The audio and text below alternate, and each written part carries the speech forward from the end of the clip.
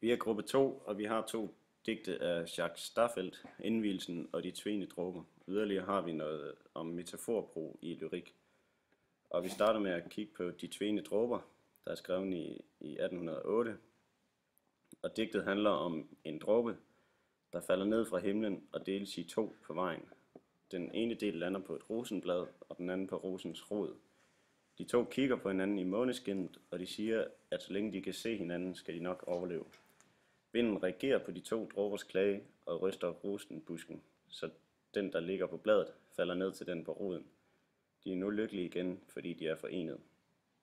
Og digtet er opbygget af 3 strofer, der hver består af 6 vers. Det er præget af idealisme, fordi det gennemgående tema i digtet er følelser, kærlighed, fantasi og længsel. Og det er også typiske temaer i perioden romantikken, som på mange måder var en reaktion mod oplysningstidens fornuft og logik. Af virkemidler er der masser af metaforer, blandt andet besjæling i de ting, som vanddråber har menneskelige egenskaber. For eksempel har de følelser for hinanden, og de kan klage, og det hører vi så i digtet, hvor de siger, i stjerneskær og måneskin, de så kærligt til hinanden ved elskovs vekselklage. Altså det med, at de så kærligt til hinanden, det kan dråber ikke. Yderligere har vinden også menneskelige egenskaber, i det den regerer og vågner af dråbens klagen, og der siger de så i digtet. Ved klagen vågner vinden op. Af yderligere metaforer er der for eksempel nattens slør og jordens barm. Både natten og jorden findes i virkeligheden, men de kan ikke have et slør og en barm.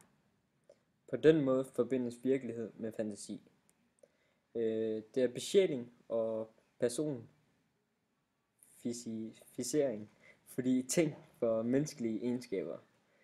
Det gør digte mere nærværende og gør, at mennesker bedre kan afspejle og se sig selv i det. Digtet har en god opbygning. Vi starter også op i himlen, men falder senere ned til jorden. Og sproget i digtet er gammeldags, og det afviger temmelig meget fra moderne dansk. Å skreves som AA, og substantivet starter med stor. Der anvendes ord, som stort set er udgået i moderne dansk, for eksempel blanden, sølversky, tyge, tvene, elskov. Yderligere staves nogle af ordene lidt anderledes end i dag, for eksempel en, kærligt. Nogle af vendingerne er også anderledes. De er der sig forene. Det kan vi se på strofe 3, vers 6.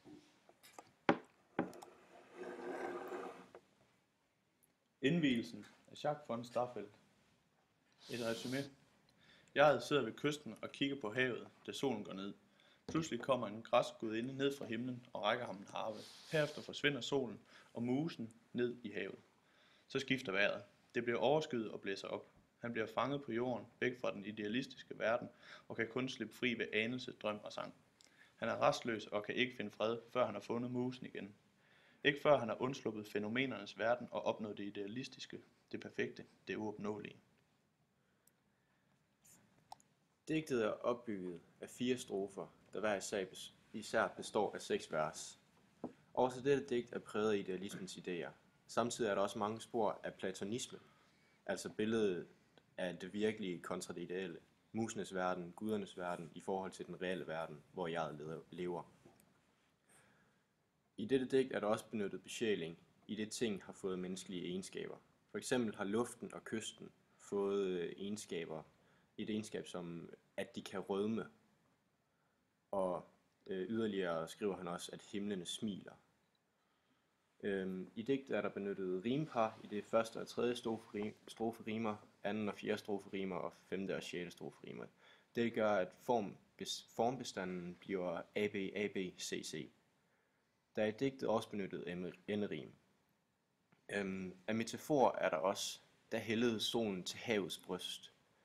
Og det er et besjæling. Der er der brugt besjæling, fordi havet har fået en menneskelig egenskab at have et bryst. En metafor. Ordet metafor betyder overføring, altså det, der overføres betydning mellem områder, der ligner hinanden. Der er 2 led i en metafor, et realplan og et billedplan. Et eksempel kunne være i digtet ovenfor, der hældede solen til havets bryst. Her er havet realplan og bryst er billedplan. I romantikken blev metaforerne besjæling og personificering meget anvendt. Man gav dyr og ting menneskelige egenskaber, såsom tanker og følelser. Det gjorde man for at hylde natur og for at mennesker bedre. Metaforer er gode til at beskrive stemninger og indtryk, som man netop gør i lyrik, modsat i epik, hvor man beskriver en sammenhængende historie.